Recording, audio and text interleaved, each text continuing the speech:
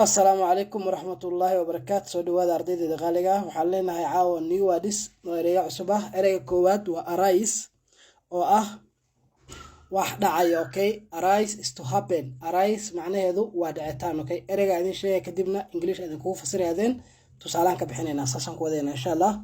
waana shan erey ka kooban. Then arise is to happen waa dhicitaan. Okay, wax dhacayo. Egypt tusaale EG waxaa laga soo gaabiyay example giving tusaale bixin. Okay, either waxay taagan tahay example, G dina waxay taagan tahay giving.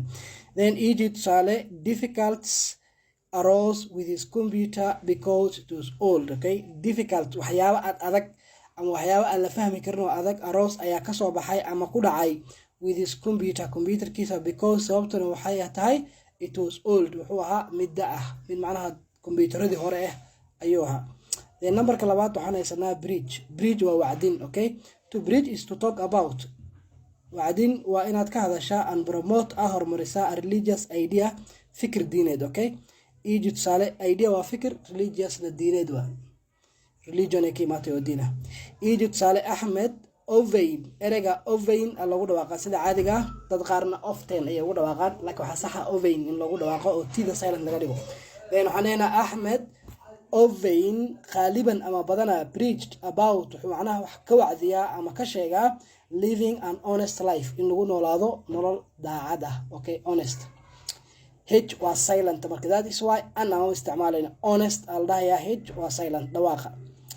Number 3 waa deceive waa qayaanid. To deceive someone qof la qayaano is to make them waa inaa macnaha ka yeeshaa believe inay aaminaan something shay that is not true. ana wax aan jirin qofka ina ka dhaadhicisid yaa waxa la yiraahdaa deceive oo macnaheedu noqonaya khiyaano. Egypt sale he tried wuxuu isku dayay to deceive inuu khiyaano his friends saaxiibadiisa ama asxaabtiisa as they were playing a game, ayagoo ciyaaraya game ciyaaraya. Okay, good. Kana afraad waa offense waa dambi.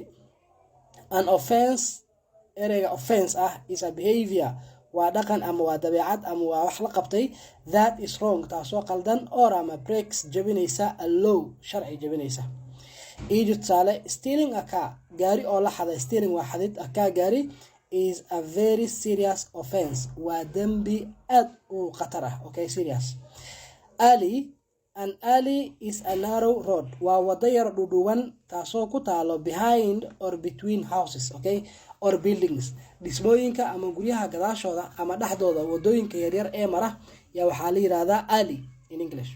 Egypt sale she took waxay qaadatay a shortcut marka waxaa la tusaalahaan wado yar oo maxaa la dhihi jiray sheeg wadada weyn intaad qaadi lahayd tubaal yar camal inaad ka jirta camal. Okay, she took a shortcut along an alley waxayna martay wada marayso guryaha dhexdooda ama guryaha gadaashooda. That is the end of our lesson. Thank you so much.